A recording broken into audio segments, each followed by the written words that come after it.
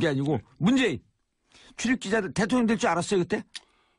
솔직한 느낌. 아니요. 대통령. 정치를 안 하려고 그랬던 분이죠. 예, 정치를 하리라고 생각지도 안 했고, 청와대 생활이 끝나면은 다시 부산으로 돌아가서 뭐 변호사 개업을 하지 않겠느냐, 다시 변호사 개업을 하지 않겠느냐, 생각을 했어요. 그런 말이 많았고, 실제로 이런 일이 있었습니다. 나중에 노무현 전 대통령이 돌아가시고 나서, 문재인의 운명이라는 책을 내고 그 시점에 문재인 전 실장이 대선에 출마할까 안 할까 이거 굉장히 관심사였거든요. 그렇죠. 양산으로 내려가 있었는데. 예, 굉장히 관심사였죠. 예. 그때 제가 부산 쪽 언론인, 부산 쪽에서 문재인 변호사 시절부터 예. 잘 알고 청와대를 출입했던 문재인 비서실장 청와대를 출입했던 부산 쪽 언론인 한 사람하고 지금 정치평론가하고 예. 같이 이야기를 나누면서 서로 내기했죠. 내기를 했어요. 아하. 내기를 해서 문재인 전 판단하는 실장이 게 비슷해요. 삶의 궤적들이 뭐 얘기하다 내기하고. 그렇죠. 그다음 내기하고 누가 이긴 짓인지도 모르고 가서 술 먹고. 일단 내기를 예. 했는데 문재인 전 실장을 오랫동안 봐왔던 그 부산의 언론인은 절대 안 한다. 왜냐면 그분을 알면 알수록 정치 안 할 사람이거든요. 예, 정치 안 할 사람이다. 절대 안 한다. 예. 그러니까는 모 평론가가 이 정치 상황을 보면은 안 할 수가 없다. 본인의 의지와 상관없이 하게 될 거다. 운명이다. 이렇게 해서 서로 옥신각신하다가 이쪽에 정치 안 할 거라고 이야기했던 언론인이 뭐라고 그러냐면은 나 뭐든지 걸어도 좋다. 우리 집 걸자 이랬어요. 근데 결국은 정치를 하게 됐고 파산할 뻔했네. 약속을 지켰으면 파산이죠.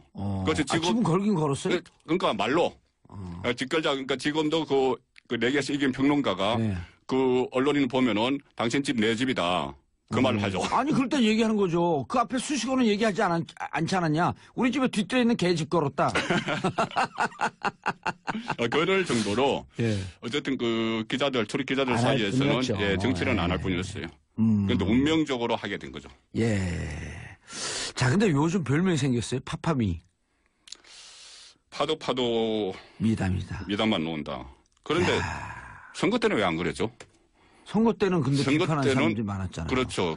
가장 가까이선 안희정 지사, 박지원 대표. 안희정 지사가 뭐라 그랬냐면 즐겁을 하게 만든다. 지긋지긋하다. 지긋지긋하다. 예. 그런데 안희정 지사 선거 때는 그랬고 예. 처음에 당선된 날 강화문 시민들과 인사하는 자리에 나와서는 뒤늦게 달려와서 예. 볼에 뽀뽀하고. 예. 그리고 전 세계 외신들은 그 사진으로 그냥 도배를 하고. 예. 그 모습이 참 보기 좋았죠. 그러니까는 그때는 경선 때니까는 본인이 그때 경선에서 자신이 있었던 거죠. 그러니까 자신이 있었으니까 좀 네거티브로 나가다가 좀 심한 말까지 했는데 안희정 지사도 문재인 대통령이 지긋지긋하지 않다는 건 잘 알 거예요. 그런데 그때는 이제 선거 전략상 네, 그랬기 때문에 가서 뽀뽀도 하고 했겠죠. 또 밤에 분위기도 좀 싸고 그럴 때 좀 지지율도 안 올라가고 분위기도 영 그런데 그냥 써버린 거죠. 보기 좋은 모습이었어요. 자, 그런데 안철수 후보는 2015년 총선이 있기 5, 6개월 전에 4, 5개월 전에 당을 나옵니다. 네. 그리고 그때부터 2012년에 자기가 양보했던 스토리에서부터 지난 5년 동안 궤적을 쭉 추적을 하면서 문재인 대통령에게 거짓말쟁이, 신뢰할 수 없는 인간, 계속 그 얘기를 한단 말이에요. 그러니까는 본인이 그때 당시에 후보 단일화 과정에서 본인은 양보를 했다. 이것을 계속 각인시키기 위해서 본인이 양보를 했으니까는 이번에는 내가 단일 후보가 돼야 된다는 걸 그때 두 사람 사이에 옥신각신할 때 그걸 각인시키기 위해서 거짓말이라는 논리를 폈고 특히 또 박지원 대표 같은 경우도 국민의당 박지원 대표도 이번 대선 기간에 계속 토론에서 나온 말들 이런 말들을 대부분 거짓말이다라는 왜 말 얘기를 바꾸냐? 했죠. 왜 말 바꾸냐 이야기를 했죠. 근데 결국은 팩트 체크 이번에는 가짜 뉴스가 워낙 판을 쳤기 때문에 각 언론사에서 팩트 체크를 했죠. 팩트 체크를 다 하면은 그 중에서 거의 사실 이런 식으로 이제 분류를 했는데 거의 거짓 이런 식으로 막 분류를 했죠. 근데 안철수 후보나 박지원 대표가 제기한 문제들 중에서 거짓이나 거의 거짓으로 넣은 건 거의 없어요. 그러니까는 그것은 일종의 가짜뉴스로 판명이 되는 거죠. 마타도. 맡아두고 뭐 그 인신공격성도 있었고 예. 어쨌든 그런 것으로 대법원은 그렇게 그 판명이 났죠. 결과적으로. 예. 과거 얘기들도 그 좀 들어봐야 되는데 주위에 그러니까 적은 겨드랑이 밑에 있다. 이런 얘기들 하잖아요. 그러니까 가장 가까운 사람의 평가가 진짜 평가다. 네. 보통 등을 돌리고 돌아서는 사람, 실망하고 돌아서는 사람들이 참모했던 사람들이 많잖아요. 그렇죠. 대부분 참모들이 이 본인이 그 캠프 같은 데 가서 굉장히 다들 그러니까 상대적으로 본인이 어떤 중요한 역할을 못하고 했을 때 그 나와서 또 비판을 합니다. 그렇죠. 그런데 제가 만나본 그 문재인의 사람들 중에는 아직은 너무 제가 몇 개 맡아봐서 몇 사람을 안 만나서 그런지 몰라도 일단은 예. 제가 만나본 사람들은 평가가 굉장히 다들 호평이죠. 예. 최근에 어떤 뭐 국회의원을 만났는데 그 국회의원이 그 민정수석할 때 문재인 대통령이 민정수석할 때 그 밑에서 행정관을 했어요. 행정관을 한 분인데 예. 그분에 내가 솔직히 그 좀 평가를 한번 해보자. 예. 그 어떤 분이냐 곁에서 가장 가까이서 모셨으니까 그러니까는 한마디로 말하면 젠틀맨 맞다. 예. 젠틀맨 맞고 특히 이 부하 직원들에 대한 배려심 또 의견을 다 들어주는 그리고 또 그 절대 반말을 하지 않는다. 예. 그러니까 비서실장 할 때도 청와대 전 직원들 비서실 직원이 한 400명 넘는데 뭐 그중에서 아무리 하급 직원이라도 그 다 존댓말을 했다는 거죠. 가끔 유일하게 존댓말을 안 했던 사람이 한 사람이 있다는 말도 있어요. 그까지 스스럼없이 양정칠 비서관. 근데 그걸 하기는 되지 않았고 근데 그런 말이 있을 정도로 굉장히 부하 직원들을 배려를 하고 아끼는 그런 스타일인데 그 대통령이 돼서 또 너무 부하들의 의견을 이렇게 청취를 너무 귀하게 이렇게 받아들이게 되면은 그것은 또 여러 참모들이 여러 가지 다른 말들을 다 하기 때문에 그 중에서 안 될 것은 안 된다고 딱 잘라야 되는 그런 지도력은 필요하겠죠. 그렇죠. 변호사 시절 부산에서 만났던 분들 과거 사람들의 평가는 또 어때요? 제가 최근에 모 언론사에서 지금 그 어머니 구순이 된 어머니 인터뷰 기사를 봤는데 아주 인상적인 게 두 개를 지적을 해요. 청와대 간다고 한들 마음이 바뀌라. 예, 저도 그 인터뷰 기사 봤습니다. 예. 그리고 또 하나는 돈이 있으면 있는 대로 없으면 없는 대로 쓴다. 이게 돈으로부터 경제로부터 자유롭다는 거거든요. 정치인이 돈과 경제로부터 자유롭다라고 하는 것은 이미 90%는 성공해요. 그러니까 부인 김정숙 여사가 그때 집도 없이 살 때 이 청약저축을 들자고 이러니까는 그럼 뭐 그 청약저축 같은 걸 왜 드나? 그때 청와대 있을 때 아니에요. 이제 그 시점은 정확히 모르겠습니다. 이렇게 한 푼 두 푼 모아서 뭐 집 사고 하면 되는 것이지. 뭐 그러니까 청약저축하면 어차피 다른 집 없는 사람과 경쟁을 해야 되잖아요. 우리가 그걸 왜 해야 되느냐 이렇게 그때 기회를 뺐을 건데. 기회를 뺐을 건데 그렇게 이야기를 했다는 일화가 있고. 쉽지 않은 결정인데 그런 게. 그러니까 아까 부산 지역에서 변호사 시절부터 이렇게 취재를 했던 기자에게 말을 들어보니 그때 부산에서 변호사 할 때나 또 청와대에 있을 때나 또 특히 그 2012년 대선 때 한 번 봤는데 2012년 대선 때 초반에는 그 박근혜 후보에게 앞서 있었어요. 초반에는. 그랬었나요? 네, 그랬었죠. 어느 정도 앞서 있었습니다. 약간. 그래서 뭐 곧 대통령이 될지도 모르는 사람인데 그때도 만나보니 변함이 없더라. 그러니까는 그 노복께서 인터뷰에서 어머니께서 인터뷰에서 하신 말하고 같은 거죠. 그러니까 어떤 자리에 있어도 변하지 않을 사람이다. 이렇게 이야기를 했는데 결국 지금 대통령이 된 입장에서는 초심을 잃지 않는 게 가장 중요하죠. 그렇죠. 그러니까 지금까지 그 인간 문재인이나 또는 정치인 문재인, 대선 후보 문재인 여태까지 초심을 안 잃은 거는 맞는 것 같아요. 그렇지만 이 어려운 상황에서 대통령으로서 국정 수행을 하면서도 초심을 잃지 않을 것인지 그런 것은 국민들이 지켜봐야 되겠죠. 예. 문재인 대통령이 지난 18대 대선에서 패배하고 쓴 책 1219 끝이 시작이다. 이게 이제 문재인 대통령이 얘기를 하고 양정철 비서관이 구술하고 양정철 비서관이 정리를 한 거로 이렇게 알려져 있는데요. 거기에 이제 이런 내용을 얘기했어요. 노무현 대 박정희의 프레임은 선거를 과거에 묶어버렸다. 노무현을 넘어서는 것이, 노무현을 이기는 것이 그의 마지막 부탁이라는 것을 안다. 꼭 그렇게 하겠다. 아, 이게 결기 어린 표현인데, 예. 한 그 주위의 측근은 뭐라고 얘기를 하냐면, 이 책을 읽어보면 너무 가혹하게 자기 자신을 평가했다. 예, 저도 그것을 다 읽지는 않았지만은, 예. 그때 대선에서 패배하고 나서 1년 만에 나왔죠. 예. 1년 만에 나왔는데, 그 자기 성찰, 그리고 반성, 그 박근혜 정부에 대한 비판도 약간 섞었지만은, 자기 성찰과 그 반성이 있었고, 그건 내가 평소에 준비가 부족했다. 실력이 부족했다. 우선 이 부분부터 채우겠다. 그리고 다음을 기약하는 그런 내용이었죠. 예. 그런 내용이었는데 결국 노무현 전 대통령을 이야기한 것은 저는 이렇게 받아들입니다. 조금 전에 말씀하신 부분은 노무현 전 대통령이 생전에 그런 말을 자주 했죠. 노무현의 친구 문재인이 아니고 문재인의 친구 노무현이다. 또 이렇게 하고 높이 평가했죠. 그렇죠. 그렇게 높이 평가하고 뭐라고 그러냐면은 나는 대통령감이다. 이렇게 이야기를 했어요. 왜냐? 문재인을 친구로 두고 있기 때문에. 아하. 나는 대통령감이다. 이렇게까지 이야기를 했습니다. 그럼 그 말의 함의는 문재인은 당연히 대통령감이다. 그거랑 똑같은 거죠. 뭐 결과적으로는 이제 예. 그렇게 되는 것인데 어쨌든. 저도 좀 이렇게 좀 아부성 발언 좀 할 기회를 좀 주세요. 어쨌든 그만큼 주선한 사람이고 예. 나보다 뛰어난 사람이라는 이야기죠.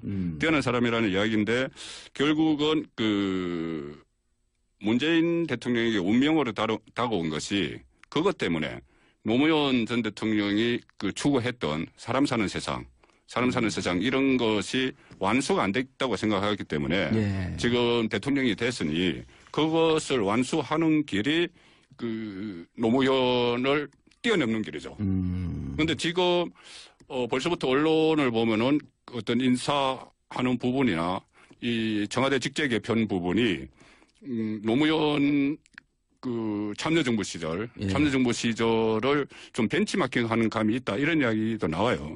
그런데 그때 당시에 여러 가지 시도를 했죠. 건의도 없애고 여러 가지 시도를 했는데 그것이 결과적으로는 크게 성공하지 못했지만은 예. 어쨌든 기본 틀은 맞았기 때문에 기본 방향은 맞았기 때문에 그때의 정권이 지금 연장이 되고 이어지고 있는 거로 봐도 되는 거 아니에요. 그러니까 왜냐하면 민주정부 3기라고 표현을 했기 때문에. 그렇죠. 3기라고 표현을 했죠. DJ 노무현 정부에서 3기라고 표현을 했기 때문에 그러니까 기본 방향은 맞기 때문에 그 방향으로 일단 가는 거는 옳아요. 예. 옳지만은 그때 당시에 조금씩 실패했던 부분들 그걸 복귀하면서 다시 맞춰가는. 그렇죠. 인사 문제. 저는 인사 문제를 보는데 그때 참여정부에서 계속 비판이 나왔던 게 인사 실패. 해전문 인사였습니다. 해전문 인사. 그리고 인사는 실패했다 이런 얘기. 예, 그러니까 해전문 인사 하다 보니까 인사는 실패하는 거죠. 딱 제한된 사람만으로 특히 86 참모들, 예. 제한된 사람으로 인사를 하다 보니까는 실패했다. 그런 평가가 있기 때문에 기본 방향은 그대로 가더라도 그런 강론 부분에서는 반면 교사를 삼을 건 삼아야죠. 그럼요. 그리고 저는 개인적으로 저도 이제 책을 좀 썼는데 제 책에도 묘사를 했고. 방송에서도 여러 차례 얘기했는데 저는 문재인 대통령이 무서운 사람이다. 보통 이제 우유부단하고 잘 결정 안 하고 빨리 얘기 안 하고 좀 답답하다 이런 평가들이 많은데 저는 대단히 무서운 사람이다. 그리고 결단력이 있는 분이다라고 하는 얘기를 했어요. 왜 그러냐면 제가 17대 때 당시 여당 의원이면서 교육위에서 교육부총리하고 강하게 부딪혔어요. 교육부총리는 사립대학교 입장을 변호했고 우리는 이거 아니다. 학부모 학생 입장에 서야 된다. 그래갖고 등급제 갖고 붙었는데 등급제 갖고 하도 싸우니까 이해찬 총리가 양쪽을 중재한다고 저도 부르고 교육부 총리도 총리 공간에 불러서 그다음에 이제 청와대 내에서도 이게 또 반반 나뉘었어요. 근데 문재인 당시 비서실장으로 전 기억하고 있는데 비서실장 이정훈 정책실장은 저하고 같은 주장이었고 나머지는 다른 주장이었거든요. 근데 거기서 교육부 총리가 이런 얘기를 합니다. 목소리 쫙 깔고 시작하자마자 이번에 제가 주장하는 이 등급제가 관철이 되지 않으면 저는 몸도 마음도 지쳐서 이제 사표를 써야 될 것 같습니다. 그 말이 끝나자마자 저 끝에 앉아있던 문재인 실장이 관두세요.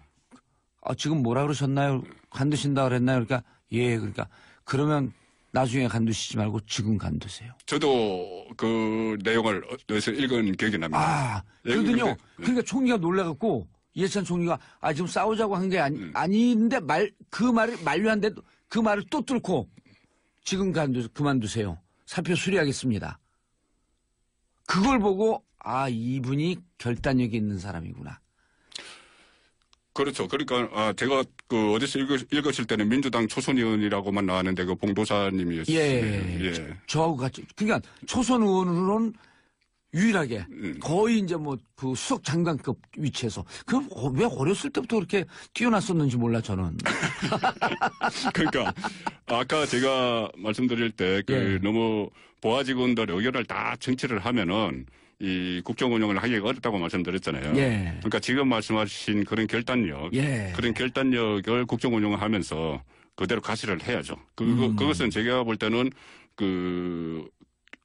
국민들 이미지상 잘 모르는 그런 부분이거든요. 모르는 부분이에요. 진짜. 그건 모르는 부분입니다. 그걸 알려줘야 돼요. 토론회 할 때도 뭐 목사님이라고 그랬나요? 뭐 명칭을 붙인 게. 그렇죠. 목사님이라는 별명 성직자.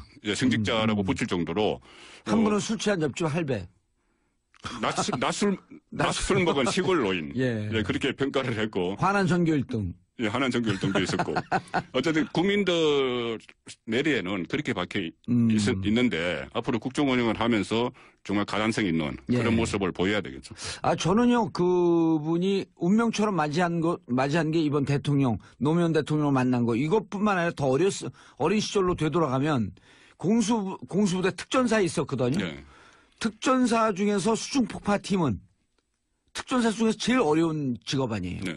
그거는 해병대 수색대하고 똑같거든요. 그렇죠. 제일 어려운 직업이에요. 근데 수중폭파, 수중 침투, 수중폭파였었단 말이에요. 이건 뭐냐면요. 숨을 오래 참고 들어가는 거예요. 그 참을 인내를 갖고 마지막 폭발하고 하는 결단력 있게 한 방을 빵 치고 나오는 거죠. 이 운명이 이분이 갈 길을 난 미리 보여준 거 아닌가 싶은 생각을 하는 거예요. 그러니까 오늘 너무 아부하는 것 같아요. 좀 그렇죠. 아니 그러니까는 이런 제가 좀 민망하죠 듣기가. 아닙니다. 저도 같은 생각이기 때문에. 숟가락 또 얹으시네. 그러니까 지금은 우리가 그 단점을 이야기할 필요가 없어요. 그럼요. 단점에 대해서는 대선 기간에 나올 거 다 나왔고 검증될 거 다 검증됐고 그렇기 때문에 지금은 일단 우리 허니문이라는 게 있지 않습니까? 그럼요. 그리고 이 얘기가 2500년에 맹자가 이런 얘기를 해요. 어느 권력자가 기가 승할 때 비판하지 마라. 무슨 봉변을 당하려고 권력이 승할 때 비판하냐. 권력이 하강할 때 비판하라. 이런 얘기를 해요. 뭐 사실은 그걸 좀 비겁한 짓이. 거꾸로 해야 되는데. 거꾸로 해야 되는데. 맹자 선생님도 좀 비겁했었네.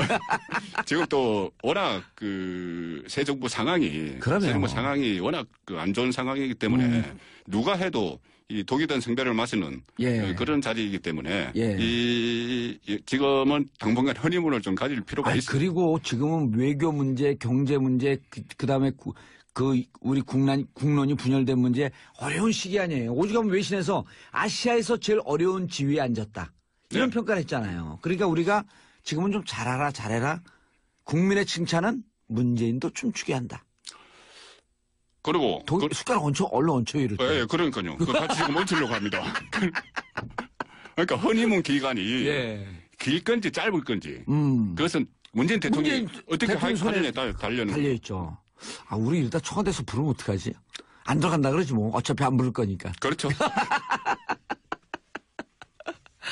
청와대 집무실을 광화문으로 옮기겠다. 이게 청와대와 이걸 잘하는 분들이 청와대 이제 광화문 청사가 정부종합청사가 68년도에 지어졌대요. 그래서 저게 도청의 무방비례입니다. 그래서 옮길 수 없다 이렇게 얘기하는 분들도 있어요. 문재인 대통령이 공약을 했죠. 광화문 대통령 시대 열겠다. 그래서 그거를 추진하는 위원회도 다 구성이 돼 있어요. 구성이 돼 있는데 저는 이런 문제 몇 가지 문제가 있습니다. 가령 외국 정상들이 우리나라에 자주 오죠. 정상들이 자주 오면 청와대 경내에서 환영식이 열려요. 공식 환영식. 그렇죠. 군악대까지 하고 영빈관이죠. 영빈관. 그 앞에 마당에서. 앞에 마당에서. 의장대도 하고 뭐 이런 식도 있고 또 외국 정상들과의 오찬 만찬도 그 영빈관에서 많이 하고 이런 것이 있는데 만약에 정부종합청사로 집무실을 옮기게 되면은 물론 뭐 경호 문제 이런 거는 어떻게 잘 조정하면 될 거예요. 교통 문제나. 예. 그렇다면은 대안을 마련해놔야죠. 아하. 그런 부분에 청와대 공식 행사 같은 것을 어디서 할 것이냐. 예. 지금 청와대는 시민들의 휴식 공간으로 돌려준다고 하셨기 때문에 청와대 안에서 일어나는 다른 일들을 어떻게 할 것이냐. 이 대안이 좀 있어야 될 것 같아요. 이 기회에 그냥 세종시로 확 옮겨버렸으면 좋겠어요. 지금 정부 부처 옮겨가지고 예. 그 정부 부처 사람들이 도로에서 시간 다 보낸다는데. 옮겨요. 국회도 옮기고. 옮기려면 다 옮겨야죠. 다 옮겨야죠. 청와대 국회 다 옮겨야죠. 알겠습니다. 죄송합니다. 문재인 대통령이 경계해야 할 것 딱 하나. 저는 그 청와대가 예. 이렇게 박근혜 전 대통령 이렇게 된 것이 비밀주의 때문이라고 보거든요. 정보의 공개. 예, 정보 공개. 그것은 언론을 통한 국민과의 대화. 알겠습니다. 한마디로 정리하면 공개와 소통. 그렇습니다. 문재인 그 사람이 알고 싶다. 영남고 송국건 서울지회본부장과 함께했고요. 저희는 이런 말들을 대부분 거짓말이다. 왜 말 바꾸냐? 예, 왜 말 바꾸냐 이야기를 말 했죠. 바꾸냐? 예. 예. 근데 결국은 그 팩트 체크 이번에는 가짜 뉴스가 워낙 판을 쳤기 때문에 예. 각 언론사에서 팩트 체크를 했죠. 예. 팩트 체크를 다 하면은 그 중에서 그 거의 사실 이런 식으로 이제 분류를 했는데 뭐 거의 거짓 이런 식으로 막 분류를 했죠. 근데 안철수 후보나 박지원 대표가 제기한 문제들 중에서 뭐 거짓이나 거의 거짓으로 넣은 건 거의 없어요. 그러니까는 그것은 일종의 가짜 뉴스로 판명이 되는 거죠. 마타도. 예, 마타도고 그 인신공격성도 있었고 예. 어쨌든 그런 것으로 대부분은 그렇게 그 판명이 났죠. 결과적으로. 예. 과거 얘기들도 그 좀 들어봐야 되는데 주위에 그러니까 적은 겨드랑이 밑에 있다. 이런 얘기들 하잖아요. 그러니까 가장 가까운 사람의 평가가 진짜 평가다. 네. 보통 등을 돌리고 돌아서는 사람, 실망하고 돌아서는 사람들이 참모했던 사람들이 많잖아요. 그렇죠. 대부분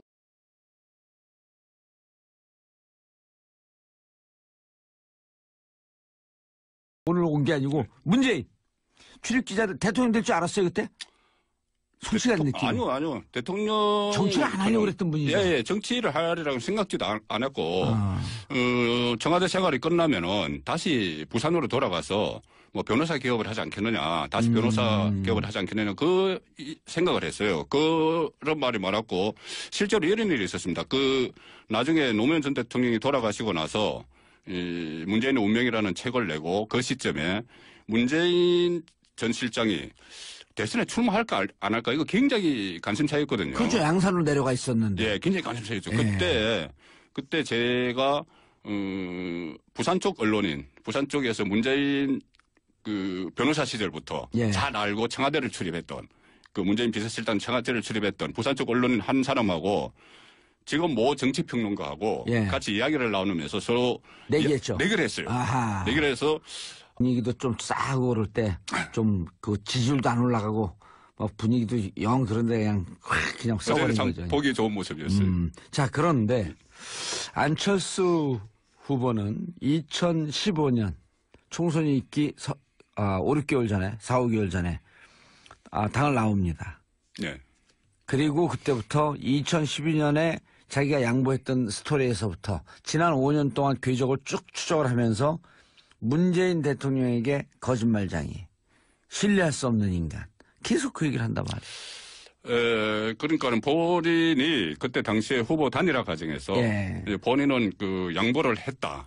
이것을 계속 각인시키기 위해서 본인이 양보를 했으니까는 이번에는 내가 단일 후보가 돼야 된다는 걸 그때 그 두 사람 사이에 그 옥신각신할 때 그걸 각인시키기 위해서 뭐 거짓말이라는 그 논리를 폈고 특히 또 박지원 대표 같은 경우도 국민의당 박지원 대표도 이번 대선 기간에 계속 그 토론에서 나온 말들 문재인 전 판단하는 게 비슷해요. 삶의 궤적들이 뭐 얘기하다 내기하고 그렇죠. 그다음 내기하고 누가 이긴 짓인지도 모르고 가서 술 먹고 일단 내기를 했는데 문재인 전 실장을 오랫동안 봐왔던 그 부산의 언론인은 절대 안 한다. 왜냐하면 그분을 알면 알수록 정치 안 할 사람이거든요. 정치 안 할 사람이다. 절대 안 한다. 그러니까는 모 평론가가 이 정치 상황을 보면은 안 할 수가 없다. 본인의 의지와 상관없이 하게 될 거다. 운명이다.